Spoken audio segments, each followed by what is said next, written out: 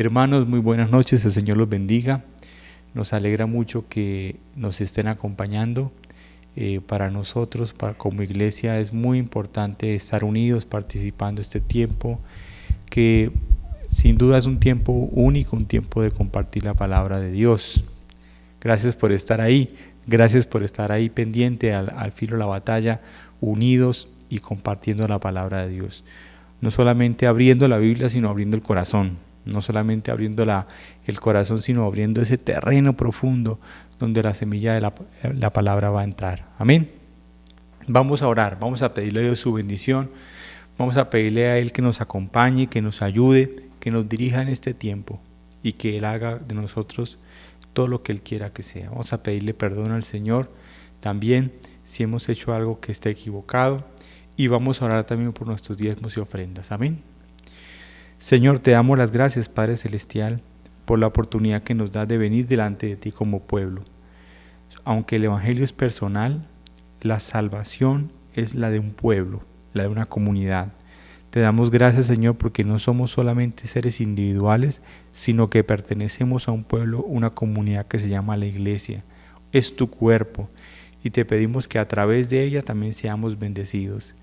Padre, que así como tu bendición desciende sobre la barba de Aarón y cae sobre todo el cuerpo, así caiga tu bendición sobre toda la iglesia, sobre este tiempo que vamos a tener. Te pedimos que nos perdones si hemos hecho cosas que te hayan ofendido, si hemos hecho cosas que no te hayan agradado. Te pedimos perdón también si no hemos hecho lo que tú nos has mandado hacer, si hemos dicho no o tan solamente no hemos practicado lo que tú nos has dicho. Te pedimos que los perdones. Y finalmente queremos, Señor, pedirte que bendigas nuestros diezmos, nuestras ofrendas, y que permitas, Señor, nos dé la manera de poderlas entregar a la iglesia para bendición y la extensión de tu reino. En el nombre de Jesús. Amén y amén. Bien, hermanos, estamos viendo muy concretamente el último capítulo de Primera de Pedro. Hemos visto cómo el apóstol Pedro habla a la iglesia con tanta claridad, con puntos tan prácticos como el domingo, hablando del sufrimiento y del por qué sufrimos y el por qué tenemos que gozarnos, así como se alegra el deportista quien sufre porque va formando en él un cuerpo cada vez más preparado para afrontar esa final, esa batalla, esa competencia. Así el cristiano va entendiendo que cada dolor, cada sufrimiento lo va preparando, lo va haciendo un mejor creyente, lo va haciendo y lo va purificando cada vez más. Yo recuerdo en una ocasión estábamos compartiendo con un misionero quien nos contaba la historia de que fue en una ocasión a una población en una ciudad musulmana, donde iba a compartir con personas que no conocían la libertad religiosa que nosotros tenemos. Eran creyentes, pero eran creyentes que tenían que hacerlo de incógnito, a escondidas. Y fue una experiencia que lo marcó a este misionero profundamente. Y me marcó lo que él también nos contó. Él contó su experiencia y nos dijo que fue bastante difícil llegar a un lugar, un escondite bastante, digamos, lejos de la ciudad donde se iba a reunir la iglesia. Y la iglesia no era una iglesia como la nuestra, sino era un sótano, ¿no? Muy escondido. Y allá llegaban de todas partes de la ciudad, llegaban a ese escondite bien preparado aquellas personas que lo tenían listo, que tenían preparado con una cantidad de señas y de avisos para poder entrar. Cuando finalmente llegaron, estuvieron en el culto, le pidieron estar por 12 horas, fue casi un campamento de 12 horas de enseñanza, estuvieron ese fin de semana. Él estaba bastante contento de ver la recepción. Nos contó una anécdota muy sencilla, como la de que estaba hablando de un pasaje y los hermanos empezaron a repetir en voz alta el pasaje, pero sin Biblia. Y él les dijo cómo lograron aprenderse tantos pasajes de la Biblia, porque yo empiezo a predicar y ustedes lo repiten en voz alta y no tienen Biblia. Ellos dijeron, nosotros hemos sido encarcelados muchas veces y en la cárcel nuestros hermanos nos colocaban los papeles de la Biblia, pequeños papelitos escritos de la Biblia, y nosotros a manera de carta y nosotros a manera de pasar el tiempo y de profundizar en la palabra de Dios, pues los repetíamos, los asimilábamos a tal punto que ya éramos capaces de aprendernos muchas cartas del Nuevo Testamento, muchos salmos, gran parte del libro de Hebreos, primera de Pedro, bueno, tenían todo aprendido. Él estaba realmente asombrado de ver la consagración, la profunda cristianismo tan real, tan vivo allá en ese lugar. Y al finalizar uno de ellos se paró y le dijo, yo quisiera que oráramos para que Dios nos dé la libertad que ustedes tienen para reunirse, para que nosotros pudiéramos ser como ustedes que se reúnen con libertad. Quisiéramos ser esos cristianos unidos como lo son ustedes.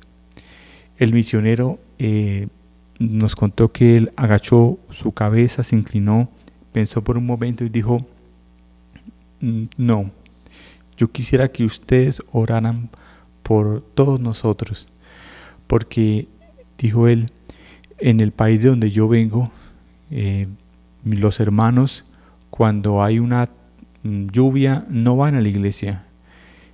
Si hay una nube negra, los hermanos no van ese domingo a la iglesia. Si la iglesia queda más lejos de 1 hora, los hermanos no van a la iglesia. Ustedes llevan 3, 4 y hasta 5 horas de camino para poder llegar acá. Los hermanos se enojan si pasamos más de 30 a 40, 1 hora en la iglesia. Mientras ustedes aquí llevamos 12 horas completamente atentos.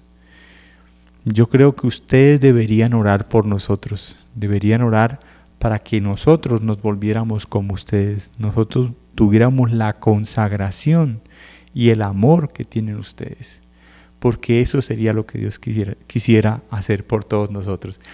Bueno, esto me impactó porque es cierto, es verdad que estas personas que viven estos momentos de persecución tan duros en estos países son muchas veces las personas que más nos hablan a nosotros, que muchas veces nos quejamos, que muchas veces tenemos tantas cosas por las cuales decirle a Dios que por eso no asistimos o por eso no nos comprometemos o por X, Y, bueno, en fin. Creo yo que Primera de Pedro ha ido desarrollando ese argumento de lo que le pasó a este misionero. Ser creyente no significa más sino morir a mí mismo y caminar hacia Cristo, caminar hacia Él como esa propuesta de vida y de sentido. En Primera de Pedro capítulo 5 vamos a leer en el día de hoy y vamos a pedirle a Dios que en esta noche Él nos ministre a través de esta palabra. Estamos en Primera de Pedro capítulo 5, vamos a leer el versículo 1. Dice de la siguiente manera: a los ancianos que están entre ustedes, yo que soy anciano como ellos, testigos del sufrimiento de Cristo y partícipe con ellos de la gloria que se ha de revelar, les ruego esto: que cuiden como pastores el rebaño de Dios que está a su cargo, no por obligación ni por ambición de dinero, sino con afán de servir como Dios quiere. Vamos a parar hasta ahí. Empieza diciendo Pablo que él va a hablar a los ancianos. Todos nosotros tenemos que aprender de esa frase. Los ancianos se refiere a esas personas que Pedro designaba como cuidadores, como pastores de la congregación. Eran personas que se encargaban de enseñar y también de estar pendiente de esa congregación que Pedro estaba instalando en esas iglesias de Asia Menor. Y se dirige primeramente a ellos, les habla a ellos. Pero no solamente le habla a ellos, le habla a los pastores como yo, le habla a los padres que me están escuchando, porque ser un padre también básicamente es ser un pastor de esos niños, de esos hijos. Cuando yo soy un padre, cuando yo tengo una familia a mi cargo, cuando tengo unos hijos, cuando tengo unos amigos a mi lado, también me convierto en un pastor de ellos, también me convierto en un anciano de ellos. También la palabra anciano se refiere a un elemento de madurez. Algo así como que cuando tenemos una responsabilidad a nuestro cargo, también requiere un elemento de madurez. No es muy peligroso dejar algo de mucha responsabilidad en una persona inmadura. Así que Pedro le llama ancianos y y les dice que él es uno también de esos ancianos. Pedro no habla de que él es apóstol, no dirige su autoridad como una más que esté superior a ellos, sino se habla como a un consiervo, ¿no? Qué lindo que es saber que una persona tan importante como el apóstol Pedro no se ufanó de los títulos para creerse superior. Hoy que son tan importantes los títulos en las iglesias, hoy que parece luchar tanto con los nombres, vemos que el mismo apóstol Pedro no quiere imponer ese nombre. Se llama a sí mismo anciano. Para él es suficientemente ese cargo, esa responsabilidad como para llamarse anciano. Y él quiere decir algo que yo quiero en esta noche enmarcar. Pedro quiere en primer lugar dar un sentido a la vida de estos ancianos. Un sentido que él recibió también. ¿Qué es el sentido? El sentido es aquello de lo cual uno puede decir, por esto es lo que vivo. Si yo llegase a finalizar mi vida dentro de mucho tiempo, ¿cuál sería el sentido por qué hice todo? ¿Por qué me levanto? ¿Cuál es el sentido de mi vida?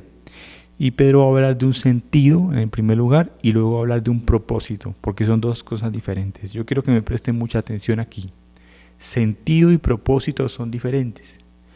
El sentido va dirigido hacia el ser, hacia mi interior.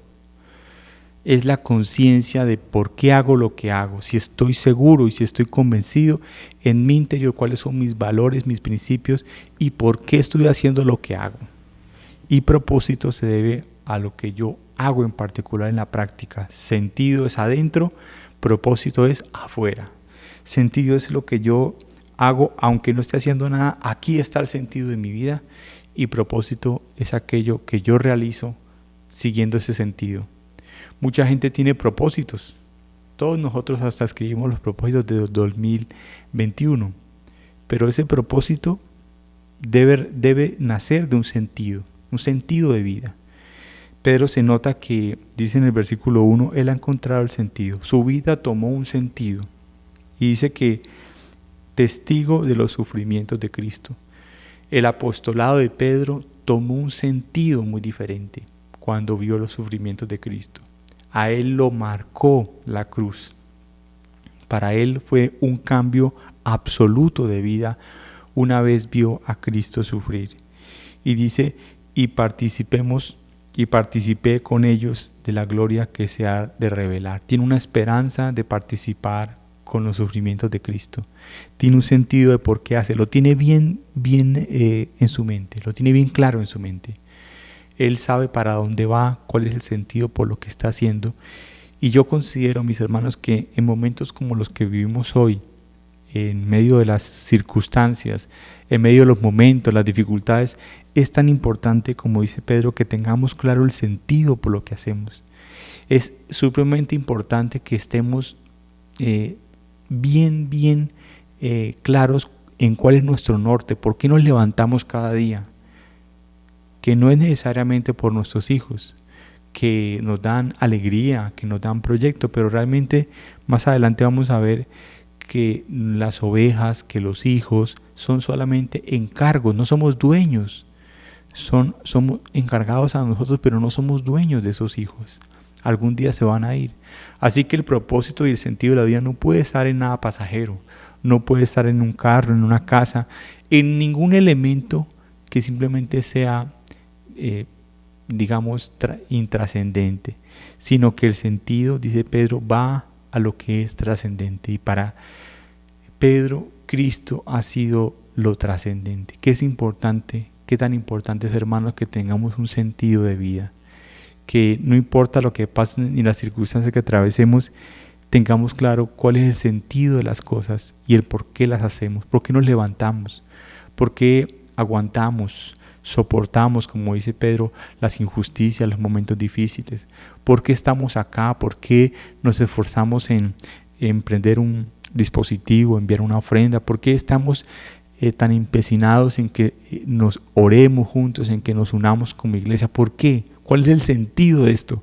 Todos debemos tener claro que el sentido está en Dios, y sobre todo cuando encontremos el sentido de que Cristo murió por nosotros y que nos invita, dice, a que un día muy pronto se va a revelar a nosotros. Primero, sentido. El sentido nos lleva al propósito. Si tenemos claro nuestro sentido, el propósito va a venir muy claramente. Podemos estar haciendo cosas, propósitos, pero que no tengan sentido para Dios. El sentido, dice Pedro, es ese, revelar esa gloria de Dios.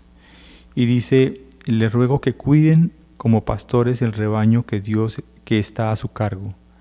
Me acuerdo de Juan 21, cuando Jesús se encuentra con Pedro. ¿Se acuerdan esa escena tan bonita? Que Pedro está como, me imagino yo, como algo apenado con Jesús por haberlo negado. Y la pregunta de Jesús es, Pedro, ¿me amas? Y cuando él responde, sí, Señor, te amo, cada vez le responde Jesús, apacienta mis ovejas. La comisión, la muestra del amor que Dios quiere que le dé Pedro es el amor que él tenga por las ovejas. Como diciéndonos a nosotros mismos también, el amor con el que tú dices tenerme, el amor con el que me cantas, el amor con el que te expresas, debe mostrarse, debe hacerse real precisamente con aquellas personas que están a nuestro cargo. Ojo papás, ojo familias. Si yo tengo mi abuelo, si yo tengo mis hijos, mis nietos, mis hermanos, mis amigos aún, son también esa grey que Dios me ha colocado. Quiero amar a Dios, quiero decirle al Señor que lo amo, amar esa grey que Dios me colocó, amar esas ovejas que Dios me ha colocado a mi lado. Yo también soy un pastor, tú también eres un pastor, tú también eres un anciano a la que Dios te ha colocado en esta vida, en tu familia, con ese propósito de dar sentido. Pero tienes que tener claro, como dice Pedro, que el propósito que viene de cuidar ovejas nace de amar al Señor, nace del sentido de por qué lo hacemos. Amamos, servimos por amor al Señor, porque esa es nuestra razón de ser. Así que Pedro une estos dos elementos, el sentido, Dios, el propósito, el servicio, el apacentar esas ovejas, el cuidar esas ovejas. Pedro quiere hablar como con un amigo y también tienes una enseñanza para nosotros, ¿no? Pedro no se vale de su autoridad. Nosotros como padres, como amigos, como hermanos, no es buena idea siempre estar pegando en la mesa diciendo es que soy su papá, es que soy su mamá, es que soy su hermano, es que soy su amigo. Es mejor que la otra persona sienta que estoy a su propio nivel. Eso no significa que estoy por debajo, que estoy a su nivel, que soy un ser humano como él, pero que la autoridad que yo venga, con la que yo le hable, se note al hablar, se note al aconsejar, se note que es Dios el que está detrás de mis palabras. Como Jesús, una persona muy sencilla, todos veían el hijo de un carpintero. Pero cuando él hablaba, pero cuando él enseñaba, no tenía que decirlo externamente, era que tocaba los corazones. Asegurémonos que nuestra autoridad no esté revestida por lo externo, porque somos los papás, porque grito más duro, porque puedo amenazar o puedo manipular con el dinero. No, eso no. Ya lo vamos a ver más adelante que Pedro dice los cuidados que debe tener un anciano, la responsabilidad que tenemos. Porque Pedro quiere dejar claro a la iglesia que los que tenemos una autoridad delegada por Dios, un padre, un amigo, un hermano, siempre esa autoridad tiene que ser muy responsable y Dios va a juzgar esa autoridad. Dice, les ruego esto, cuiden como pastores al rebaño que Dios está a cargo, no por obligación. Muy bonito esto, ¿no? Si yo tengo sentido, el sentido va naturalmente a que yo tenga un propósito. ¿Para qué hago lo que hago? ¿Por qué estoy haciendo esto? ¿Qué propósito tengo? ¿Por qué lo hago? Y ese propósito nace del sentido. Lo hago por amor a Dios y ese sentido debe ser claro y no debe estar combinado con otras cosas, no debe mancharse por otras cosas. Y dice que una de las cosas es hacerlo por obligación. No debemos hacer las cosas por obligación. Y es verdad que al principio, cuando uno está haciendo un hábito, a veces tiene que hacerlo por obligación. A veces tiene que orar sin ganas para que vengan las ganas de orar. Es verdad, hay muchas disciplinas espirituales a las que uno somete su vida, al ayuno, la oración, la lectura de la palabra, donde no vienen las ganas. Uno tiene que obligarse a generar esas ganas y esa disciplina. Pero cuando se trata de comisionarse a servir, Dios nos pide que cuando aparezca en nuestro corazón la obligación, le pidamos a Dios que quite esa forma de pensar. No podemos servir por obligación. Nos está diciendo que servir por obligación es sentirse que no lo estamos haciendo desde nuestro corazón, sino porque nos toca, porque nos obligan. Dios no quiere a nadie obligado haciendo esto. No es por obligación. Que no se note por obligación. Nuestro cuerpo no lo dice. Cuando vemos a alguien que está frente a nosotros que está haciendo algo por obligación, se nota en su rostro, se nota en lo que sea. Si a ti se te está notando ser un padre por obligación, una mamá por obligación, un hijo por obligación, si estás viendo que estás irradiando esa obligación, pídele perdón a Dios, pidámosle perdón a Dios. Que las personas sientan, aunque es verdaderamente un reto, no vamos a decir que no lo sea, claro que sí, es un reto vivir las relaciones humanas sin que sea por obligación. Pidámosle al Señor que el sentido ¿quién es? Como dice Pedro, el sentido es Cristo, el sentido es Dios, ese es el sentido, y amo a los demás con ese propósito. Entonces, por eso es que lo hago, lo hago con amor. No lo hago porque la persona me agrade, generalmente nos agradan, pero si no nos agradan, eso no es importante. Lo hago porque esa es el producto del amor. Y no solamente dice eso, sino que dice, ni por ambición de dinero. Debemos estar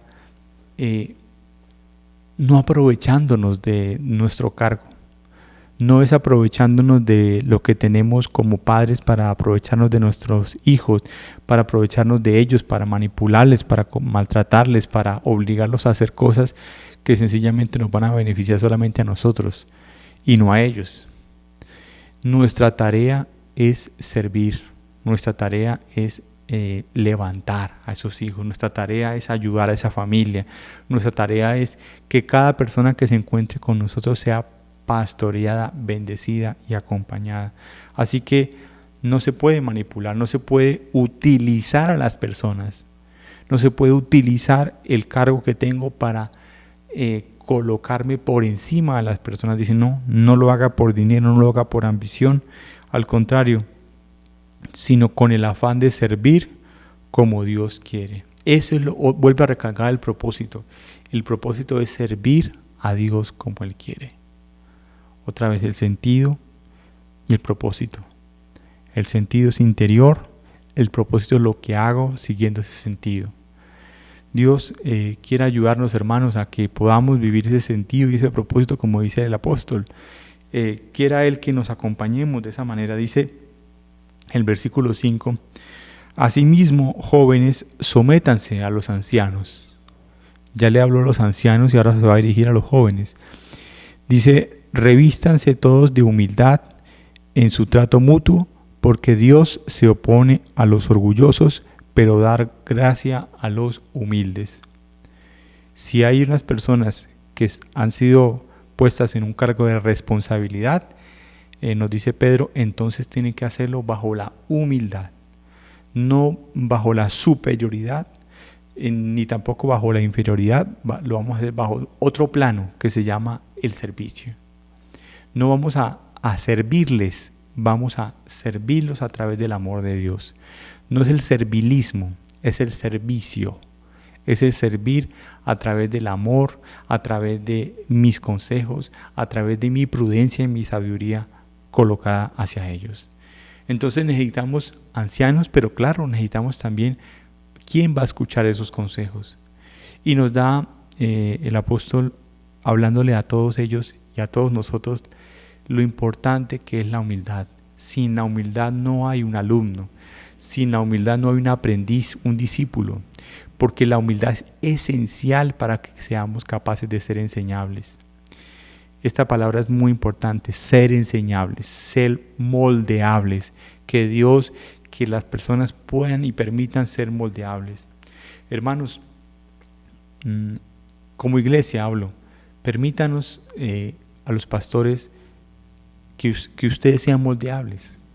Permítanos dar un consejo a tiempo.